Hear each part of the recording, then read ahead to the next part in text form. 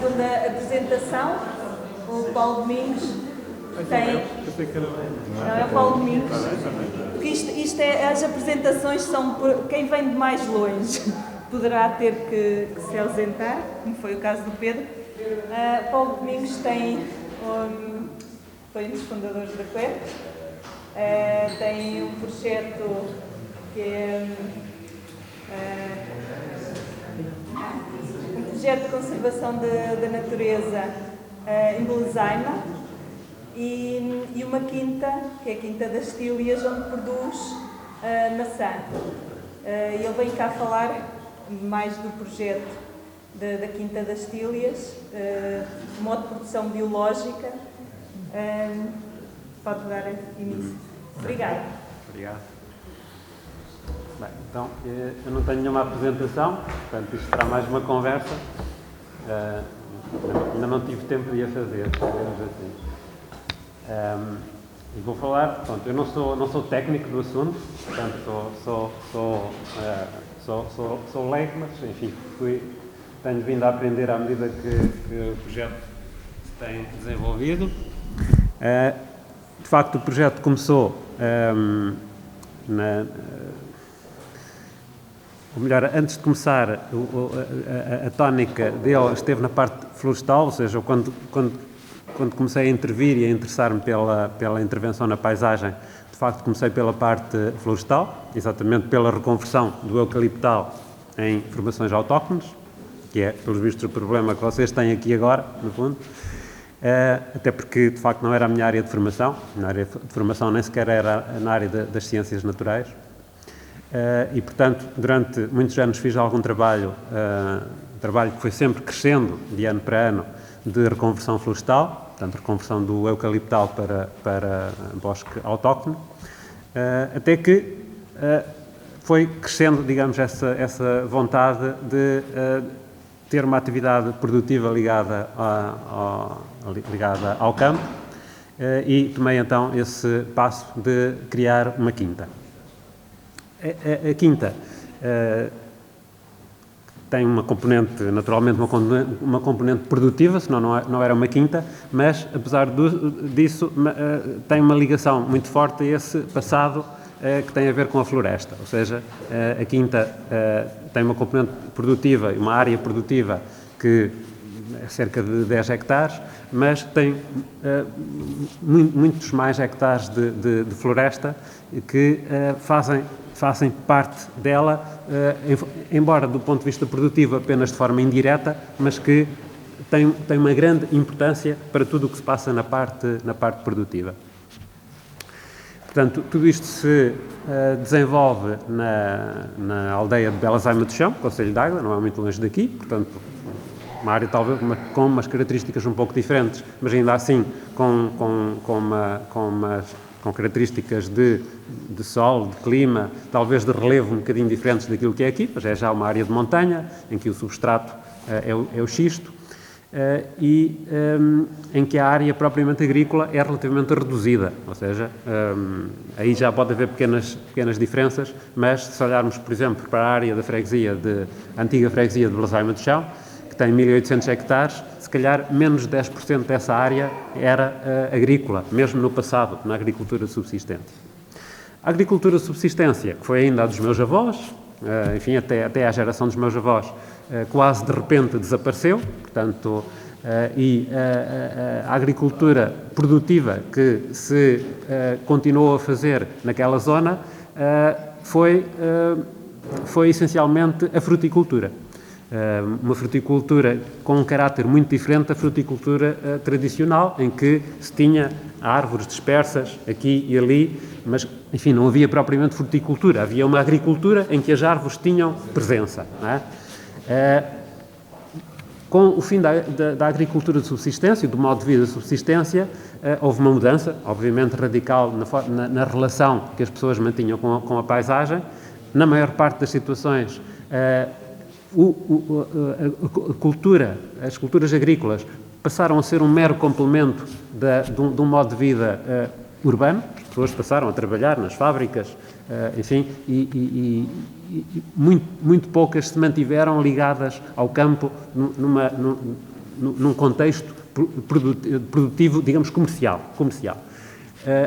A exceção foi exatamente a fruticultura, ou seja, desde a década de 70 houve explorações frutícolas com um caráter, de facto, já muito diferente daquilo que se fazia no passado, que se implantaram. Era uma fruticultura intensiva, mais intensiva do que a extensiva não, porque realmente a propriedade era muito dividida e, portanto, as parcelas agrícolas foram ocupadas com essa fruticultura intensiva, moderna, mas numa estrutura fundiária que se manteve, não houve alterações significativas.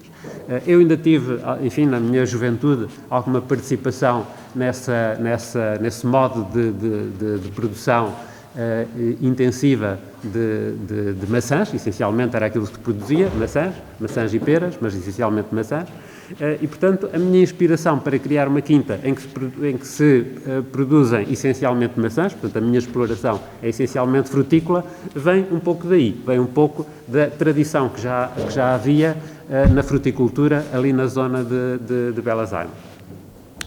Claro que o meu objetivo foi, assumidamente e logo desde o início, a produção em modo biológico.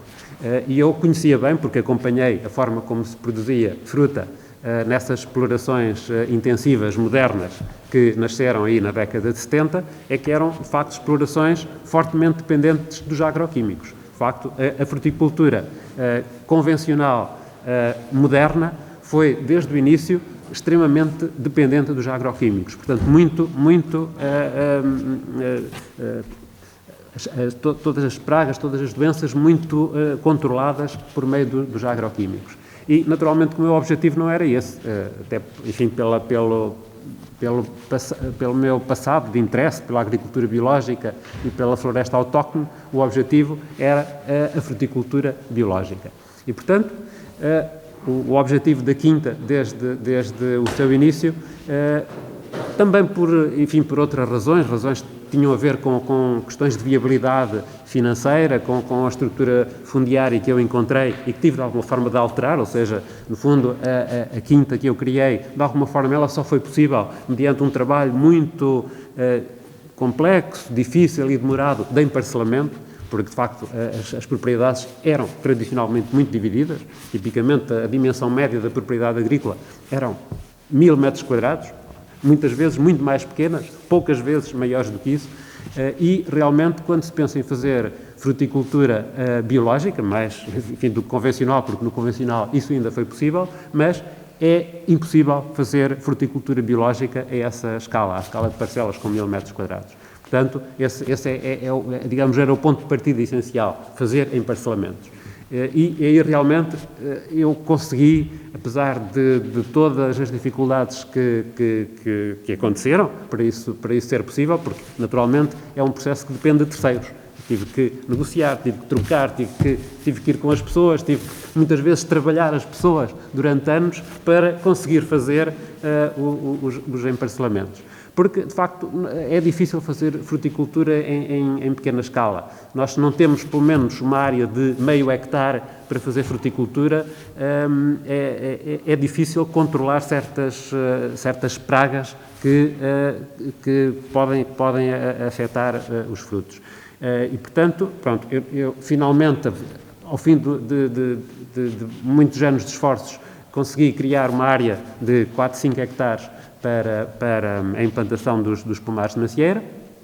Enfim, quais são os requisitos principais? Pois, idealmente, áreas com pouco declive, porque senão é até mais difícil até apanhar os frutos. Enfim, todas as atividades de cuidado que é necessário ter tornam-se mais complicadas em áreas de declive mais elevado. Portanto, o declive não deve ser muito elevado, áreas, enfim, de solo fértil, a fertilidade necessita de ser uma fertilidade elevada, solos profundos, com alguma umidade, enfim, idealmente tendo possibilidade de instalar rega. A rega é quase essencial na fruticultura hoje em dia.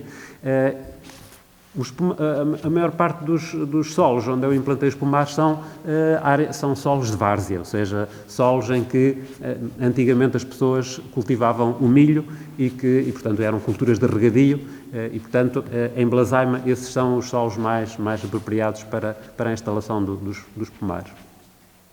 Portanto, ter uma área, de facto, mínima enfim, pelo menos meio hectare, as parcelas que eu tenho rondam entre meio hectare e 1 hectare cada uma, e pronto, e vamos partir então para a instalação de pomar, indo um pouco à história. O que é necessário para instalar um pomar? É necessário, enfim, selecionar as variedades, selecionar os porta-enxertos, isto admitindo que aquilo que está para trás está feito, ou seja, que analisamos o solo, que o solo tem as condições adequadas para se instalar um pomar. Vamos para a seleção das variedades. As variedades que eu instalei são variedades modernas, não são as variedades tradicionais. As variedades, enfim, em Portugal são conhecidas bastantes, há ainda um número bastante elevado de variedades tradicionais que são conhecidas, sobretudo do interior norte e centro. Eu, na maior parte das situações, não instalei essas variedades, embora isso foi ponderado, essa avaliação foi feita, mas finalmente não instalei essas variedades. Por várias razões, porque são variedades que, a maior parte das variedades regionais que existem em Portugal, são variedades do interior norte e centro, que têm exigências climáticas e estão adaptadas a condições que não são as que nós temos aqui, que estamos no litoral. Por outro lado, no litoral não há, assim, grandes variedades conhecidas que tenham sido estudadas, não há variedades reconhecidas pelo seu interesse comercial, enfim, as características, etc. E, portanto, eu acabei por optar por variedades modernas. Também, quando se pensa em fruticultura biológica, um aspecto essencial é, logo na seleção das variedades, aliás, não apenas das variedades, mas também dos porta-enxertos, é pensar em variedades /porta-enxertos que sejam o menos suscetíveis possíveis, sobretudo a determinadas doenças que podem afetar as plantas. E, neste caso, no caso das macieiras e das pereiras também, das pomoides em geral, as doenças fúngicas, e em particular o pedrado, é a principal e que temos que nos preocupar, particularmente numa zona como é a nossa, em que a umidade relativa é elevada e temos frequentemente condições propícias ao desenvolvimento das doenças fúngicas. Por isso, essa questão é essencial para depois também minimizar o esforço que é necessário aplicar no controle dessas doenças. E, portanto, a principal doença fúngica que nós temos é o pedrado. Há outras, mas a principal é o pedrado e, portanto, é essencial, ou pelo menos é muito importante, não quer dizer que não se possam escolher variedades que não sejam, mas é muito importante a seleção de variedades que sejam resistentes ao pedrado. E, portanto, e as variedades resistentes ao pedrado, claro que depois não há variedades totalmente resistentes ou variedades totalmente suscetíveis. Claro que há toda uma gradação. Há variedades que são um pouco mais resistentes, há variedades que são um pouco menos, mas, de facto, há variedades que são quase totalmente resistentes ao pedrado. E a maior parte dessas variedades são variedades modernas, foram desenvolvidas pelos viveiristas nas últimas décadas, e foi por essas variedades que eu acabei por optar. São, em geral, variedades que não são muito conhecidas do mercado. Portanto, por isso é que, se vocês forem a uma loja de produtos biológicos e comprar maçãs biológicas, também é provável que encontrem lá variedades que são mais conhecidas, tipo Golden, tipo Gala, mas também é provável que vão encontrar lá outras variedades que são menos conhecidas. E, por exemplo, variedades como Gaia, como Pinova, como Querina, embora a Querina é, de facto, a variedade mais antiga que é conhecida como sendo resistente ao pedrado, e até penso que é uma variedade que surgiu aqui em Portugal, ou pelo menos que é mais ou menos nativa daqui, mas é praticamente a única, digamos, que era conhecida como variedade resistente ao pedrado. Portanto, todas as variedades, para além da Querina, que eu plantei, são variedades modernas. Claro que é importante ter uma diversidade de variedades no pomar. Não se vai plantar só uma variedade, sim, por várias razões. Uma delas é porque é necessário, ou convém, haver polinização cruzada entre variedades. para o vingamento ser melhor, e também porque, se nós temos só uma variedade, depois vamos ter que colher toda a fruta na mesma altura, não é? E, portanto, o que nós queremos não é isso. Nós queremos começar a colher num momento e depois poder ir colhendo ao longo de, pelo menos, 2 ou 3 meses. E, portanto, as variedades que eu selecionei são variedades que começam a produzir, variedades precoces, começam a produzir ali logo em princípios de agosto, e a mais tardia, que é colhida já no final de outubro ou novembro. Portanto, cada variedade ocupa tipicamente 2-3 mil metros quadrados. É fácil ou difícil produzir fruta biológica? Em particular, maçã. Estamos aqui a falar de uma fruta, portanto, uma pomoida, que faz parte da ecologia da nossa paisagem, não é? Portanto, a maçã silvestre já fazia parte da nossa floresta autóctone. E, portanto, são plantas que potencialmente podem ser atacadas por muitos inimigos, alguns que sempre existiram, outros que foram ocorrendo em tempos mais recentes. Por exemplo, a mosca do Mediterrâneo é uma das principais pragas que afeta não só as maçãs e as peras, mas outros frutos, que evoluiu de sul para norte ao longo das últimas décadas. Na década de 70, não se falava em mosca do Mediterrâneo. Outras sim, por exemplo, o bichado desde sempre existiu, e afeta praticamente também toda a fruta. O que é essencial em fruticultura biológica é, em primeiro lugar, criarem-se condições de equilíbrio ecológico, de diversidade, que permitam controlar a maior parte das pragas.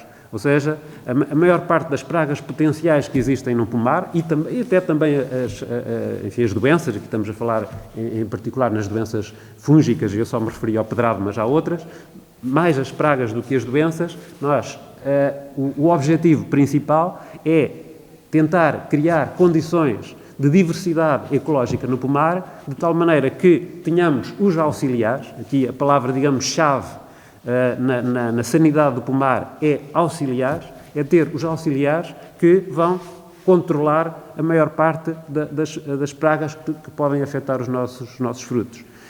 E, portanto, a promoção dos auxiliares é aqui chave. Como é que se promovem os auxiliares? Bom, há muitas maneiras como se podem promover auxiliares.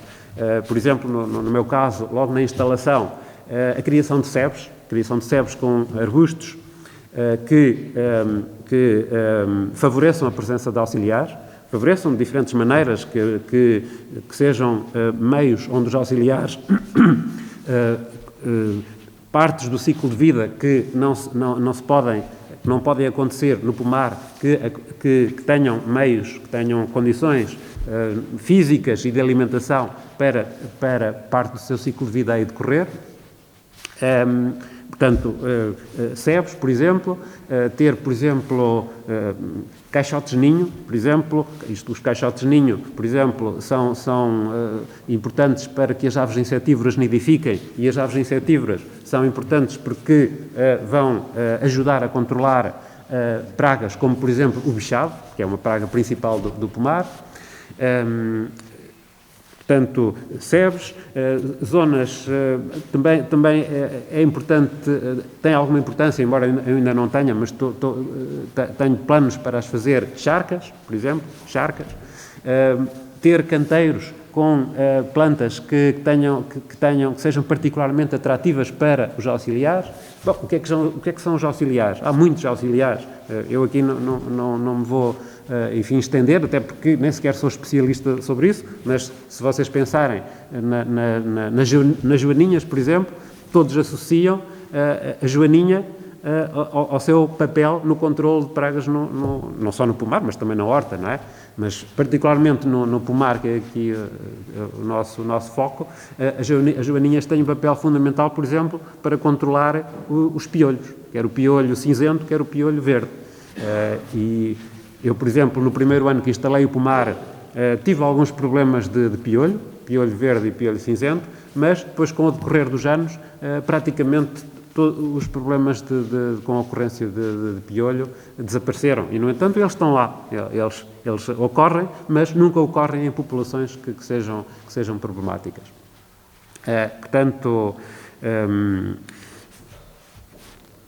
já referi as sebes, os canteiros com plantas herbáceas que atraem os auxiliares, há plantinhas como, por exemplo, a lobulária marítima, como o milfólio. Há muitas plantas que são atrativas para os auxiliares e que são um verdadeiro maná. Eu, por exemplo, tenho lá canteiros com estas plantinhas e é muito interessante, sobretudo na primavera-verão, observar in loco a presença dos auxiliares e também aprender a identificá-los, para mim, que não sou especialista nessa área, é muito instrutivo.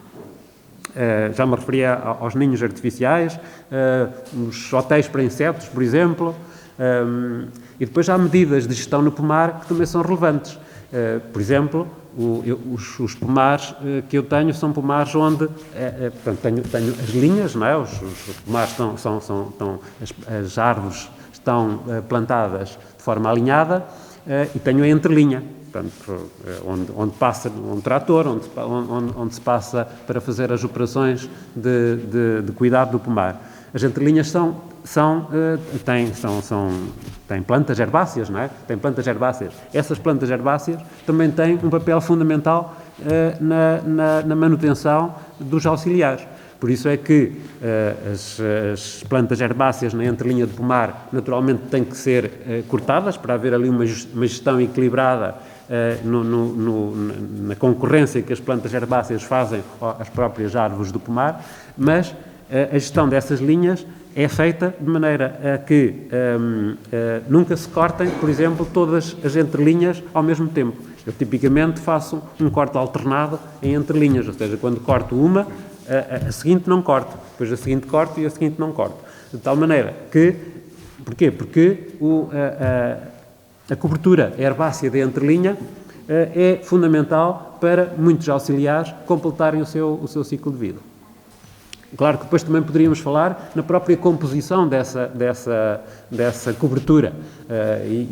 Eu, quando instalei os primeiros pomares, de facto fiz sementeiras de misturas com plantas que teriam esse potencial de promover a presença dos auxiliares. Claro que com o tempo, e embora essas misturas teoricamente se devessem manter, autossemear e por aí adiante, na prática, com o tempo, tende a haver uma diminuição da diversidade das plantas originalmente presentes nessa cobertura. E, portanto, tendem-se com o tempo realmente a instalar plantas mais vigorosas, plantas do próprio local, que facilmente se sobrepõem àquelas que foram instaladas. E como são sementes que são bastante caras, eu de facto nas últimas plantações que fiz, eu já não usei essas misturas. Eu usei tipicamente apenas azevém e um trevo, por exemplo. Pode-se usar azevém, um ou dois trevos, e acabei por achar que com o tempo realmente alguns trevos tendem a manter-se, e os trevos também são importantes, não só porque também são relevantes para os auxiliares, mas, como sabem, também ajudam a fixar o azoto e, portanto, são uma forma também de fertilizar o pomar, portanto, de aumentar o aporte de azoto ao pomar. E, de facto, elas vão se mantendo, às vezes vão mudando de sítio, vão se mantendo por ali, mas com composições que nunca são as iniciais, ou seja, com o tempo vai havendo uma própria dinâmica das plantas, quer introduzidas, quer espontâneas, que se vão adaptando às condições realmente em presença. Mas, claro que, de um ponto de vista ideal, deveríamos ter uma diversidade o maior possível de plantas nessa entrelinha no pomar.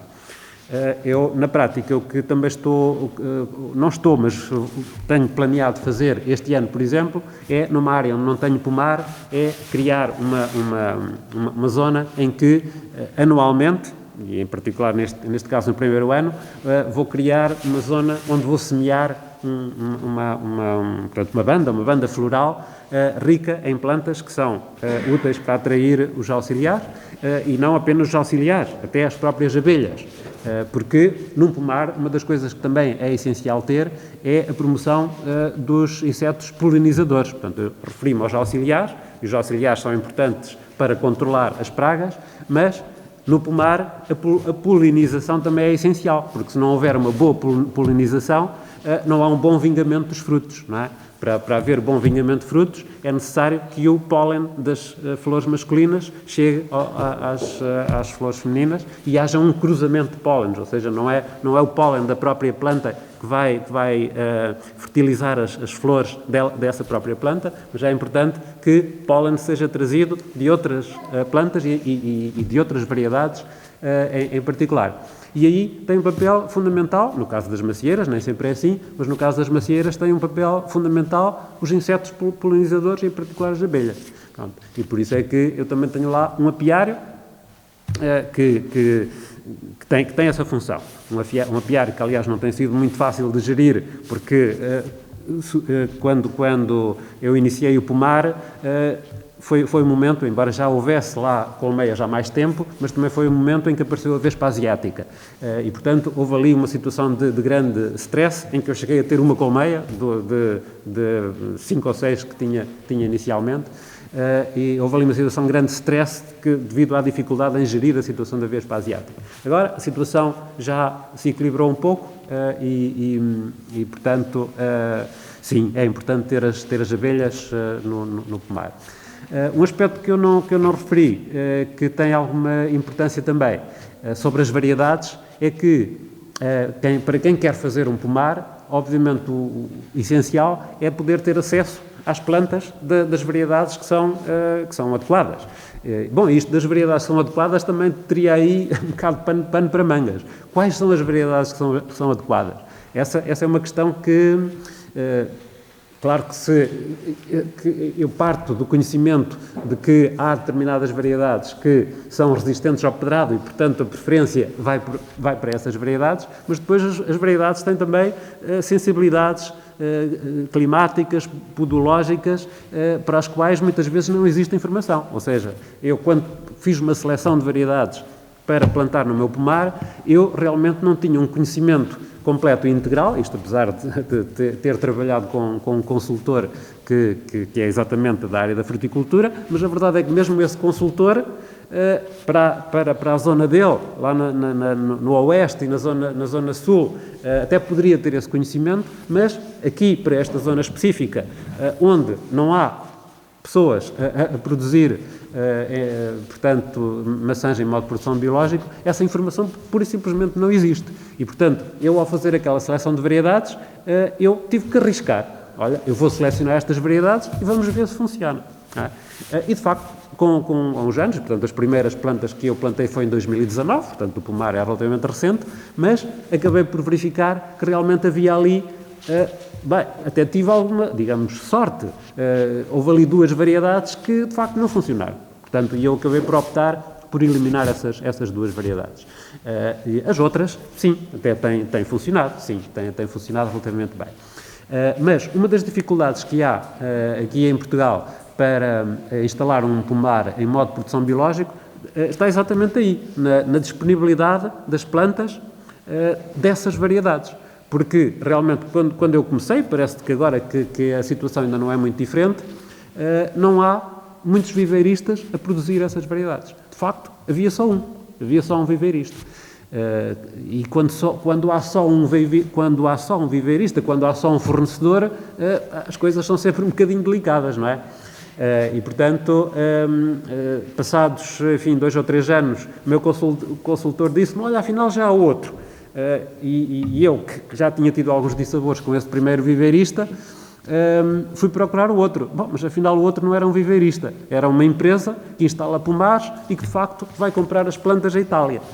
E na prática isso só funciona se eu quiser plantar uns milhares de árvores, não é? Se eu quiser plantar umas dezenas ou centenas, não é viável. Portanto, isto é uma situação que de facto não é muito fácil de resolver também. mas pronto, é aquela com que se tem que conviver, porque realmente a maior parte dos viveiristas não tem a maior parte das variedades que se usam, né, em fruticultura biológica. Fala do Daniel. Não estás a produzir, mas fala do Daniel. Também falo, sim senhor. Pronto, o que é que mais posso dizer sobre isto? Bom, é uma cultura que não vou dizer que é uma cultura fácil de fazer, porque para já exige realmente um investimento grande, porque tem que se preparar o solo, tem que se plantar, tem que se instalar um sistema de tutoragem, tem que se instalar a rega, tem que se ter disponibilidade de água de rega, é caro realmente instalar um pomar e, de facto, depois temos, enfim, teoricamente, a produtividade que se espera produzir é elevada. Podemos, enfim, estar a falar 15, 20 toneladas por hectare, mas depois, de facto, não é assim com todas as variedades. Depois vamos ter variedades que realmente são muito produtivas, como é, por exemplo, a Gaia, que eu tenho lá, que é uma variedade realmente bastante produtiva, mas depois também, tendo uma diversidade de variedades, também vamos ter variedades que são menos produtivas, que têm outro interesse, mas que são muito menos produtivas por hectare. Agora, a minha experiência destes poucos anos que tenho a produzir fruta, apesar de tudo, enfim, é positiva.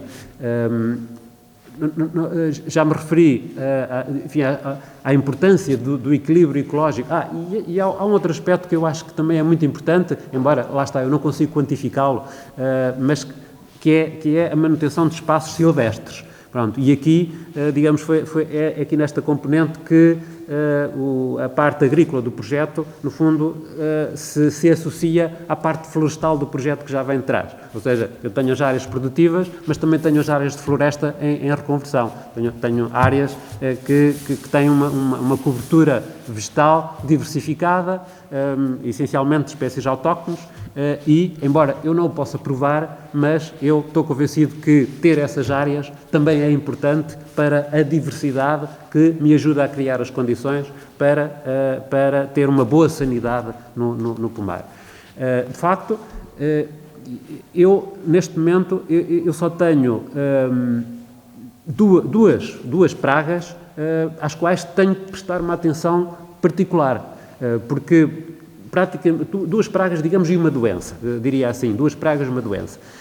A doença é o cancro dos ramos, uma vez que o pedrado ficou resolvido, digamos assim, pela seleção das variedades, mas, bom, isso é praticamente impossível, embora haja variedades e porta-enxertos que são menos suscetíveis ao cancro dos ramos, mas, de facto, se eu quero ter uma baixa suscetibilidade ao pedrado, eu não vou conseguir evitar ter também uma baixa suscetibilidade ao cancro dos ramos. E, portanto, o cancro dos ramos é, de facto, uma doença fúngica para a qual eu tenho que ter uma intervenção específica. E essa, de facto, é uma intervenção à base de uma pulverização de um produto à base de cobre. Pode ser a calda bordaleza, mas também pode ser um produto mais elaborado. Mas para o cancro dos ramos eu realmente faço um tratamento específico. Mas a maior parte das aplicações que eu faço no pomar não são específicas, são intervenções de fortalecimento em geral. Portanto, não se endereçam a um problema específico, mas aplico, por exemplo, extratos de algas, aplico substâncias também que estão, de alguma forma, relacionadas com as carências que eu já sei que, ao nível nutricional, existem no pomar. Por exemplo, nós aqui, e creio que aqui também será verdade, os nossos solos são, em geral, são solos ácidos, não é? Que são, em geral, carentes em cálcio e em magnésio.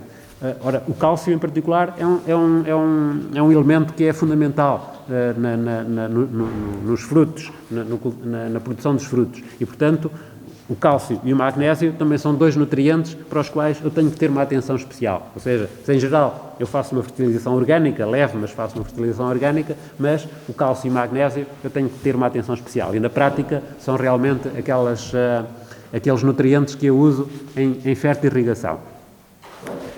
Mas, voltando à questão das pragas, As únicas duas pragas para as quais eu tenho que ter uma atenção realmente especial é o vexado e é a mosca do Mediterrâneo.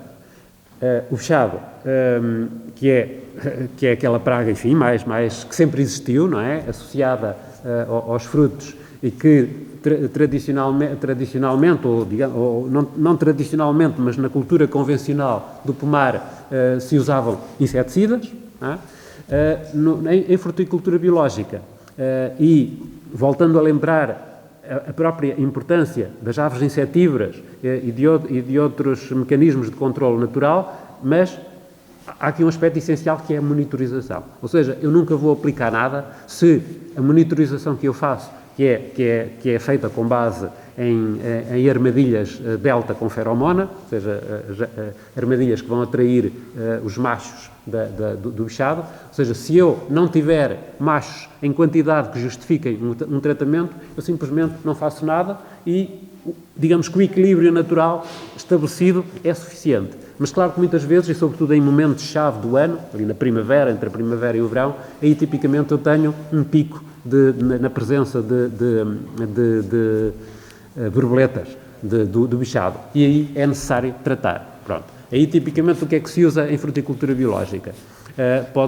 Usa-se, digamos, a solução com menos impacto, ou de facto, ela praticamente não tem nenhum impacto, exceto para o próprio vexado, que é o vírus da granulose. Portanto, o vírus da granulose é um vírus que ataca exclusivamente as lagartas do vexado, não ataca rigorosamente mais nada. E, portanto, ela não tem nenhum impacto sobre os auxiliares. Não tem qualquer impacto sobre os auxiliares. Portanto, qualquer solução que se use em bio, e reparem que há soluções que são de origem vegetal, não é? Há inseticidas de origem vegetal que podem ser utilizados, mas que podem ter, de facto, um impacto sobre os auxiliares, não é? E já tem acontecido situações em que se utilizam inseticidas vegetais de espectro mais largo, mas que depois vão logo criar ali um problema, que vai surgir ali um surto, por exemplo,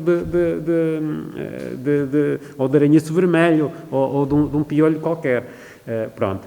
Portanto, a solução de primeira linha no controle do vexado é de facto o vírus da granulose. Depois pode-se usar também o Bacillus thuringiensis, portanto, uma bactéria com espectro mais largo, que também se usa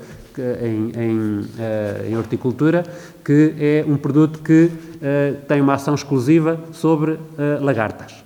E, portanto, vai-se usar ali no momento em que as lagartas acabaram de sair dos ovos portanto, também em situações em que tenho picos mais elevados de vexado, também se pode usar o Bacillus thuringiensis. Mas o Bacillus thuringiensis, lá está, já vai ter um espectro mais largo de ação e já pode ter algum impacto sobre os auxiliares, embora reduzido, mas já pode ter algum impacto sobre os auxiliares. Portanto, no fundo aqui o que é fundamental em bio é fazer um acompanhamento, uma monitorização constante, ou seja, eu vou ver as armadilhas 2 vezes por semana, no período quente, digamos assim, entre abril e agosto, tenho 5 armadilhas, portanto, em várias parcelas de pomar, e vou ver as armadilhas 2 vezes por semana, e vou retirar as borboletas que lá estão.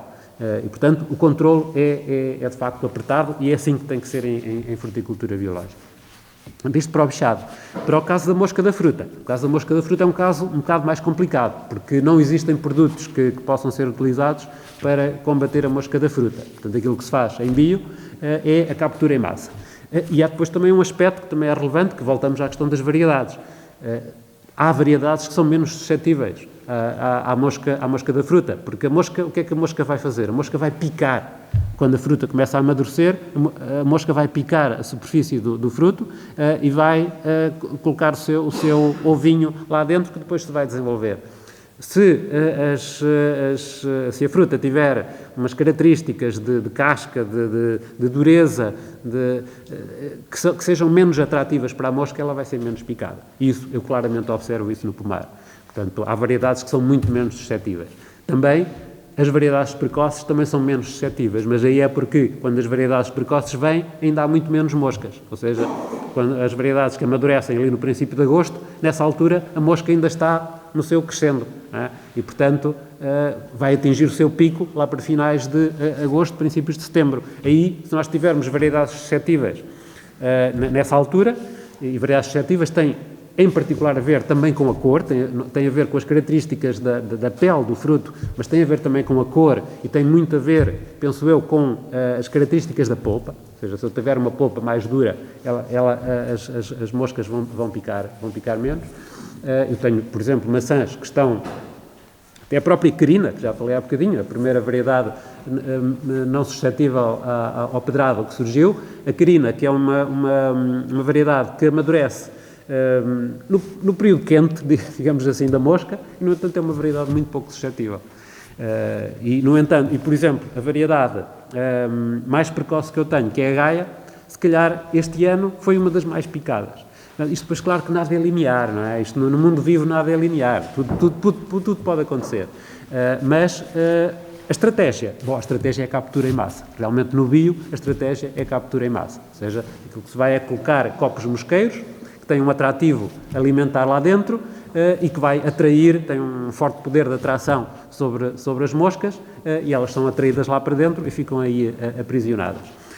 Claro que é uma solução que não é 100% eficaz, é uma solução que, e é uma solução que é tanto mais eficaz, lá está, e aí voltamos à questão da área que eu já referi no início, quanto maior for a área no pomar. Se eu tiver um pomar com uma área reduzida, ele vai ser muito mais permeável, até porque a proteção que se faz com os copos mosqueiros é uma proteção perimetral, porque não é viável para colocar um copo mosqueiro em cada macieira. Claro, se nós tivermos duas ou três macieiras no quintal, aí podemos fazê-lo. Vamos lá e colocamos até mais do que um copo mosqueiro por cada macieira. Mas num pomar comercial isso não é viável, até porque o copo mosqueiro tem um atrativo alimentar que custa 3 euros cada um. E, portanto, claro que eu vou tentar reduzir o investimento que preciso de fazer em copos mosqueiros. E, portanto, tipicamente, num pomar com hectare, eu posso usar 50, 60 copos mosqueiros em proteção perimetral. E isso eu tenho visto claramente, porque eu tenho realmente áreas maiores, mas tenho uma área mais pequena, que tem cerca de 2.000 metros quadrados, e a área de 2.000 metros quadrados é muito mais complicada de controlar a mosca do Mediterrâneo. Portanto, a mosca do Mediterrâneo é realmente uma praga complicada, mas que se consegue controlar, com mais ou menos danos se consegue controlar. O que é que me falta dizer? Falou, há bocadinho Jorge falou no medronheiro. Sim, mas já agora antes de ir ao medronheiro. Depois, finalmente, quando temos a fruta pronta a colher, aí temos que a vender, não é? Aí temos que a vender. É fácil ou é difícil vender? Compensa ou não compensa? Pronto. Em Portugal há falta de fruta biológica. E, portanto, existe mercado. E, portanto, eu diria que eu não tenho, até o momento, não tive problemas em vender a fruta. Claro que tenho que ir levar ao meu comprador, eu praticamente só tenho um comprador porquê? Porque realmente eu, podendo ir entregar mais perto, não vou entregar mais longe. E realmente o meu comprador, que é uma empresa, e até tem uma loja em Aveiro, que é a Vertente dos Sabores, fica-me a menos de 50 km de distância e, portanto, eu tenho vendido até ao momento, que também não tenho assim tantas toneladas, tenho vendido tudo à Vertente dos Sabores e o preço que é pago, pelo menos é um preço, obviamente, bastante mais interessante do que aquele que é pago pela fruta convencional, não é? Portanto, não é nenhum segredo, posso-vos dizer que tenho vendido, entregando por grosso, 1,10 €, 1,15 € por quilograma. E de resto, pois se há alguma coisa que vos surgir de dúvida, perguntem. Em termos de infestações que a erva, as ervas daninhas que se criam diretamente, o senhor poderia utilizar as ovelhas ou qualquer coisa para... Já vi galinhas em pomar. Galinhas ou qualquer coisa. Eu, quando instalei o pomar, eu até tinha a ideia de instalar um galinheiro no próprio pomar, mas depois verifiquei que realmente, eu tenho galinhas, mas não é no pomar, mas verifiquei que as galinhas não seriam uma boa solução para o pomar, não seria. Eu Não seria. As galinhas são seletivas. Há plantinhas que comem, mas há outras que não comem. E isso tenderia rapidamente a substituir no pomar as plantas umas por outras. É, exatamente.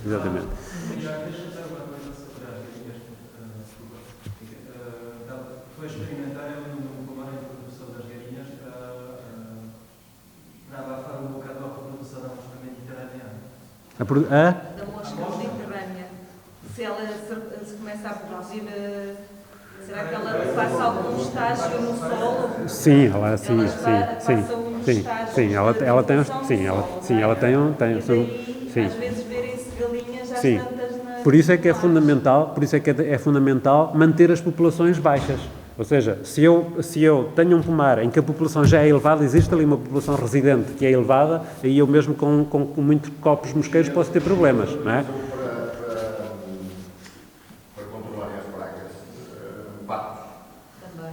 Em arrozais, E nos arrozais, cada um no formato de o pato não é realizado com matorilhas, se calhar mantém-se mais no chão, seria talvez uma solução. Claro, lá está. Isso se eu tiver já populações elevadas das pragas. Se não tiver, eu não digo a presença dos animais. Fertiliza o solo. Sim, fertiliza também. Vamos lá ver. A questão da fertilização não é tanto pela questão da fertilização, porque o animal que vai depositar os seus dejetos também vai comer, não é? Portanto, o ciclo mantém-se, não é? Portanto, não é tanto na questão da fertilização. Em termos de sanidade, poderia ter algum interesse. E, em particular, claro que eu faço o controle da vegetação herbácea com o trator. É evidente que se tivesse animais a fazê-lo, não precisava de fazer com o trator e, portanto, consumiria menos gasóleo, etc, etc. Atrás podem mexer na terra. Se passar o trator, e automaticamente, se tiver galinhas, não sei o que, as galinhas eliminam a maior parte de pragas que existe. Pronto, lá está. Isso admitindo que eu tenho níveis de pragas muito elevados, não é? Mas, se eu tiver cuidado com a sanidade do pomar, de tal maneira que nunca vou deixar elevar muito os níveis de potenciais pragas que tenho, aí eu tenho, digamos assim, esse problema. Não tem que levar nada fora do assunto, tem que ser tudo feito. Bom, e claro que não leva. Ele andava lá com o trator, havia de levar um cavalo, uma serra e ia dar. Bom, é preciso.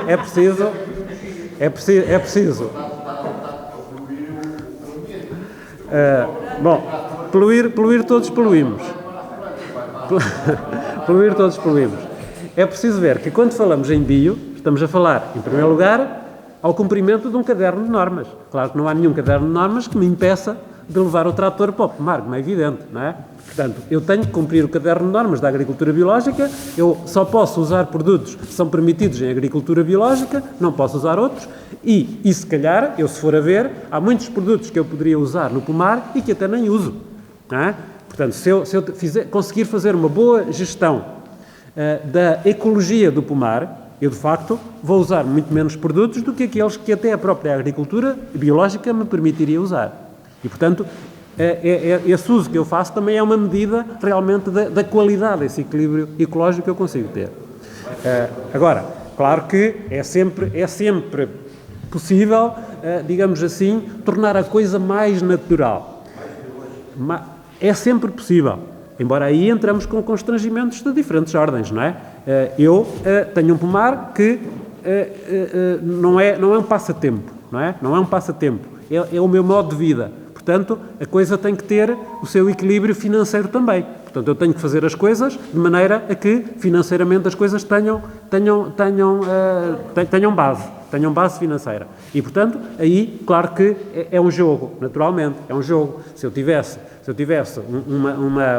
uma quinta policultural com uma diversidade enorme de plantas e animais, não digo que não fosse ecologicamente mais interessante.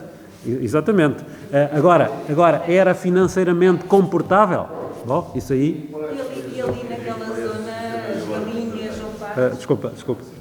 Qual é o sistema de fiscalização que o senhor tem que aquilo que é biológico que o senhor está a produzir? Porque a maior parte dos produtos são metidos no mercado, a maior parte de alguns companhias dizem que são biológicos e não são nada. Não, vamos lá ver. Eu sou certificado e sou auditado, não é? Portanto, qualquer produtor biológico tem que ter um contrato com uma entidade certificadora. Como? Se as suas frutas que o senhor produz, se tem algum carimbo, algum rótulo, alguma coisa tem um certificado, tem um certificado, tem um certificado, tem um certificado, exatamente. Qualquer produtor biológico só pode vender biológico se for certificado e se for controlado, se for auditado. E, portanto, essas são as regras do jogo, digamos assim. Mas então, já agora, diz isso. Não, é só uma questão em relação à densidade de árvores, neste caso, vou usar o que eu faço. Sim. Em área de 1 hectare, estamos a falar em 1000 árvores se for um quadrado, não é? Portanto, o compasso que eu uso, na entrelinha usa-se tipicamente 4 metros, porque é no fundo a distância que permite uma passagem do trator na entrelinha com facilidade. A distância entre plantas, claro que depende do porta-enxerto, eu aqui não fui a esses detalhes, porque também não podia ir a todos os detalhes, mas em bio não se usam porta-enxertos ananicantes, ou seja, aquelas plantas pequeninas, não é? Porque são mais suscetíveis, implica usar uma densidade maior, ou pelo menos pode-se usar uma densidade maior. Em bio, convém ter um distanciamento, para já convém ter porta-enxertos robustos, e esses são porta-enxertos que dão plantas de maior porte. E depois também é importante ter um bom arejamento.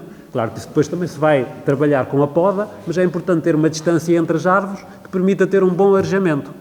E, portanto, tipicamente a distância que se usa é de 2,5 metros entre plantas. Outra questão que eu queria colocar é em relação a enxertos.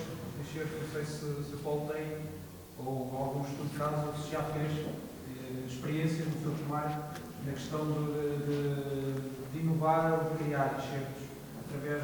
Eu digo isto porque, assim, por exemplo, aqui na nossa zona, na nossa região, falando aqui na aldeia do Rio, que é a aldeia do Lutero, existiu, e há pessoas que são lá da aldeia e perto também, existiam algumas espécies de macieiras, espécies ancestrais. Variedades. E, infelizmente, muitas delas até se perderam agora com o incêndio, porque arderam e eram macieiras que normalmente estavam na bordadura dos terrenos agrícolas. Macieiras que já com algumas delas, porque se vai exagerar, mas a maioria delas seguramente devia ter perto de 100 anos. Eu conheço uma lá perto da casa dos meus pais. E essas macieiras eu acho que poderia ser interessante, porque eu sou o leigo do tempo. Não sei se pode poder mais responder isto. A partir da base dessas qualidades de macieiras mais antigas que existem e que eram macieiras que produziam um fruto com características de conservação muito grandes e muito resistentes a pragas. Eu vejo isso por aquelas maçãs que cresciam ali, muitas vezes no meio dos silvados, e que uma maçã que aguenta na árvore uma eternidade. Olha, se a maçã leva-se para casa, ela acaba por estar ali, não apodrece, está conservada, não quer dizer isso, mas se tiver, por exemplo, uma cabra, uma adega fresca, acaba por se conservar durante um longo período de tempo. Pegar nessas espécies e fazer enxerto, aprimorar ali uma espécie de tentar preservar, não é? Sim. Não, isso é perfeitamente possível. Portanto, essas são as tais variedades tradicionais, não é? Das que a maior parte delas conhecidas. Sim, algumas acabaram por se perder, outras foram sendo estudadas até por institutos agronómicos que as identificaram, que as caracterizaram, e alguns viveiros, inclusivamente, têm algumas dessas variedades. E eu também tenho lá à porta da loja, por exemplo, que é uma dessas variedades. Não é? Pronto, agora, relativamente às variedades locais, claro que isso é possível. Aliás, eu também tenho lá um caso. Eu tenho lá uma macieira, lá numa parcelinha muito pequenina, que é uma macieira dessas tradicionais. É um malápio. Aquilo é um malápio. Pronto, basicamente é um malápio. E entre aquelas variedades que eu conhecia ali em Blasaima, era aquela que eu até achava mais interessante, porque até tem um bom sabor, e eu achava que era interessante. Então o que eu fiz foi propor lá ao meu viveirista, meu entre aspas, não é? Que ele me fizesse um certo número de plantas daquela variedade. Claro que havia uma alternativa. Eu posso também, uma alternativa a plantar as variedades, é plantar os porta-enxertos no próprio pomar e depois enxertar. Pronto, eu também faço isso. Sobretudo em situações de retancha também faço isso. Mas, neste caso, o que eu optei foi, mandei o material vegetal para o meu viveirista, ele fez-me as plantas e depois no ano seguinte mandou-me as plantas. E, portanto, eu tenho lá realmente, não é uma parcela muito grande, é uma parcela pequenina, mas também tenho lá uma parcela do malápio local. do malápio local. E, portanto...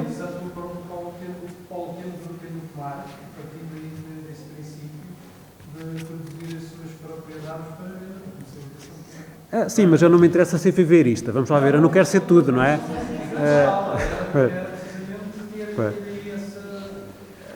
que é a vertente biológica, que é essas espécies que são tão difíceis de arranjar no circuito normal. Vamos lá ver. As variedades que foram identificadas, sobretudo no Norte e Centro, aquelas mais interessantes, elas até se encontram realmente algumas. Não é muito difícil encontrar a Porta da Loja, não é muito difícil encontrar a Bravo.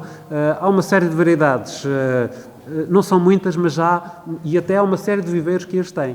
O viveiro que eu referi, que é aquele que é o único em que eu consigo encontrar determinadas variedades, são exatamente as variedades modernas.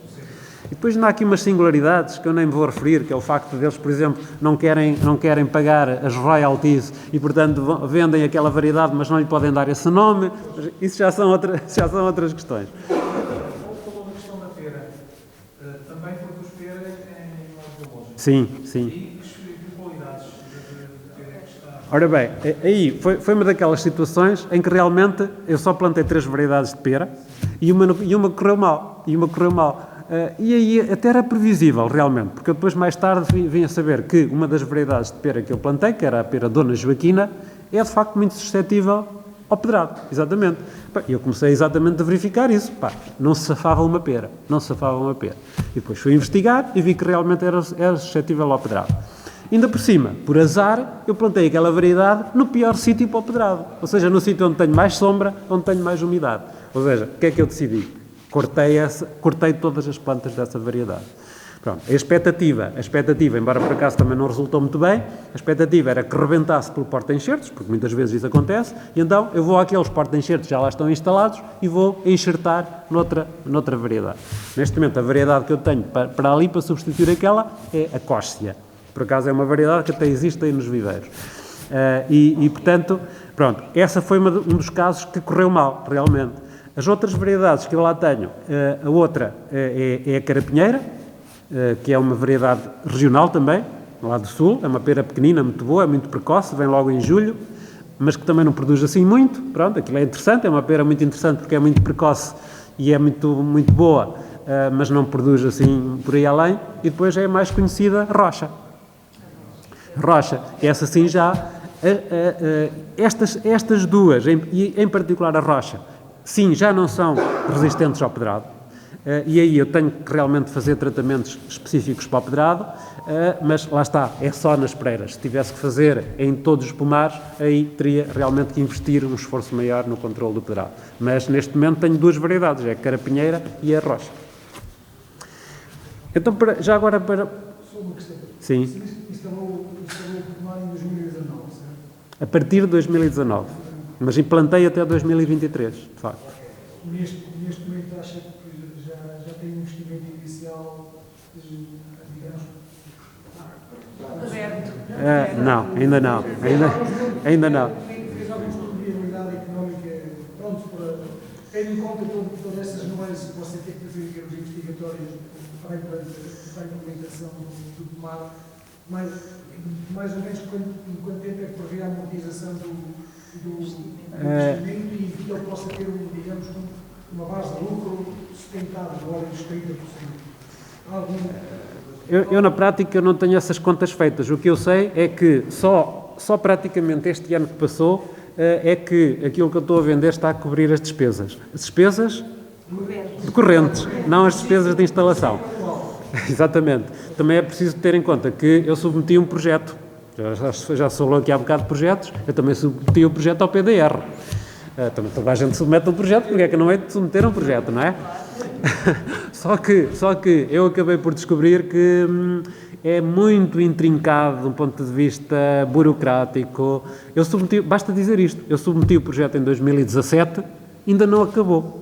E eu ainda só recebi 20% daquilo que era o valor, que era 40% do investimento desse projeto que eu submeti.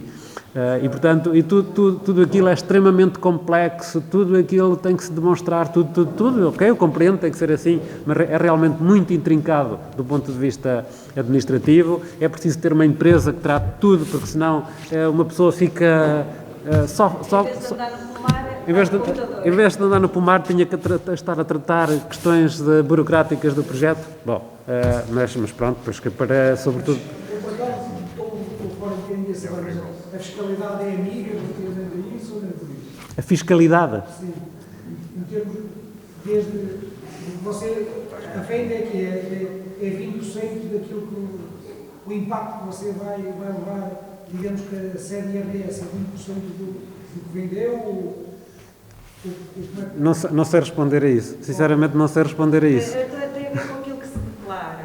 Tem a ver com o valor que se declara. Você está aqui no regime de transparência fiscal ou está no regime de... Não me pergunte essas coisas, porque isso eu teria que ir perguntar ao meu contabilista. Está comentado. Mas, eu diria que você desde a parte do projeto, todo o investimento inicial, com 10 anos, acha que consegue estar nesse tal 20, 30% de lucro? Se tudo correr bem ao nível das variedades mais recentes que eu plantei, já que das mais antigas eu já consigo fazer o balanço, não é? Eu sei que, como eu já disse, houve uma variedade de pera que eu cortei e, portanto, há aí um atraso, obviamente, e há uma variedade de maçã que eu cortei e também há aí um atraso, não é? Mas as variedades que eu plantei que estão a funcionar, eu penso que sim, com um prazo de 5, 6 anos, aliás, neste momento eu estou a atingir os 6 anos das primeiras que eu plantei, não é? E essas estão a atingir a plena produção. E, portanto, nesse sentido, sim, eu recuperaria o investimento num prazo de talvez 7, 8 anos. Talvez, sim. Essas plantas que você diz modernas, não é? Aquele tipo de plantas, estas variedades, eles têm uma produção homogénea durante um bom período, um bom ciclo de vida. Quantos anos de produção? Sim, a expectativa é que as plantas fiquem no terreno 20 anos. 20 anos, pelo menos. Depois a produção começa a cair, não é? Eu não tenho experiência disso porque só tenho as plantas há 6 anos, mas sim, haverá um momento em que as plantas têm que ser substituídas. Evidentemente que sim. Embora haja pomares, haja macieiras com bastantes anos, não é? Acho que das fruteiras, o pessegueiro é das árvores que é mais curto, tem menos. Tem o ciclo mais curto. A macieira não, sim. Nós conhecemos macieiras, às tantas com sim, mas em produção comercial, sim, há aí um horizonte de 20, 25 anos. Já agora, só para concluir, que eu já estava aqui a lembrar, a questão do medronhal. Realmente, o projeto da Quinta também fazia parte da plantação de medronhais, e a ideia dos medronhais... Desculpa lá, só mais um bocadinho, só para terminarmos. Não sei, se calhar estou a ser chato. Não. As pessoas é que já estão entusiasmadas. Ouvimos coisas e depois começam a falar só porque começam a falar daquilo que estão a ouvir, entusiasmo. Fazia parte do projeto também a plantação de medronhais para fruto. Pronto. A ideia dos medronhais para fruto baseou-se numa ideia muito, muito específica, que foi exatamente a de tentar valorizar terrenos florestais a eucalipto com um uso diferente do eucalipto, mas que ainda assim gerasse algum retorno. Portanto, isto também tem a ver com o facto de o trabalho florestal que eu faço, que eu já fazia desde 1990 e que continuo a fazer, e que depois também a Associação Cabeça Santo foi criada para o fazer, é um trabalho que é muito interessante do ponto de vista paisagístico e ecológico, mas não gera retorno, não é? Não gera retorno. E, portanto, há aqui também essa necessidade, digamos assim, de tentar identificar alternativas à cultura do eucalipto em zonas de vocação florestal, e aqui estamos a falar em zonas sem historial agrícola, não é? Porque é preciso ver que eu, por exemplo, eu tenho uma pequena parcela de pomar num terreno que já foi eucaliptal, mas é um terreno que já foi eucaliptal, mas que também já foi terra no passado. Portanto, e é preciso ver que os terrenos que têm passado agrícola têm características bastante diferentes dos terrenos que não têm passado agrícola, e em particular lá isso é claramente visível, aqui também penso que será, mas os terrenos florestais têm níveis de fertilidade, de solo, de presença de nutrientes muito diferente daquilo que são os solos agrícolas, não é? E, portanto, aqui a ideia foi tentar identificar uma ocupação produtiva nos solos florestais que funcionasse e fosse uma alternativa ao eucalipto. Pronto. E aí eu realmente instalei cerca de 5 hectares, ainda são cerca de 5 hectares de medronhal, em solos de características bastante diferentes ao nível da exposição, ao nível da própria estrutura, ao nível, enfim, em vários aspectos. Há 2 hectares que têm regadio, os outros hectares têm sequeiro, e, portanto, houve aqui uma tentativa experimental, e eu reconheço claramente como experimental, no sentido de tentar ver, olha, vamos lá ver se isto funciona realmente, não é? Portanto, as plantas foram plantas selecionadas para fruto, que são plantas que 2 ou 3 viveiros por aí têm produzido nos últimos anos, foram plantas selecionadas para produzir frutos de melhor qualidade, com maiores, etc, etc. Mas depois acaba por se verificar também uma coisa que no fundo não é surpreendente, é que as plantas que são selecionadas também vão ser mais exigentes e, portanto, se a gente está a plantar plantas selecionadas em solos que são, à partida, solos pobres, porque os solos florestais são isso mesmo, assim, genericamente e por palavras, podemos dizer que são solos pobres, podemos ter algumas surpresas. E a verdade é essa. Eu realmente comecei a plantar os medronheiros em 2019 também, e os medronheiros estão lá. Em termos vegetativos, a maior parte deles até estão, digamos assim, bonitos, mas ainda não produziram nada. Ou seja, eu, enquanto, por exemplo, o ano passado produzi 15 toneladas de maçã, medronhos ainda não produzi 15 quilos, não é? Portanto, pronto, claro que eu não considero, entretanto eu fiz análise de folhas, aliás no pomar de macieiras também se faz análise de folhas para averiguar portanto, a fertilidade, o grau de equilíbrio da fertilização que as plantas têm, e eu fiz também análises de folhas no caso do medronheiro e realmente aquilo que revelaram foram carências muito grandes de alguns nutrientes principais. E, portanto, eu aqui, verifico, realmente, apesar de ter havido correções, realmente as zonas de medronhal foram aplicados corretivos de acidez, foi aplicado fósforo, que é um nutriente que normalmente está em níveis baixíssimos nos solos florestais, foram utilizados orgânicos. Apesar de tudo isso não permitiu ainda, tudo indica, ter uma fertilidade suficiente para o medronheiro ser produtivo nos solos florestais.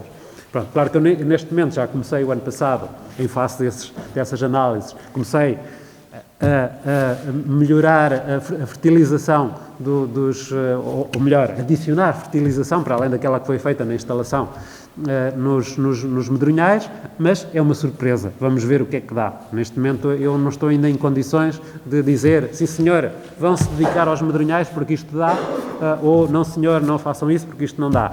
Provavelmente dependerá dos solos, provavelmente também terá a ver com as questões climáticas. Bom, o medronheiro é claramente uma planta autóctone da nossa região. Aliás, nós temos lá medronhais autóctones.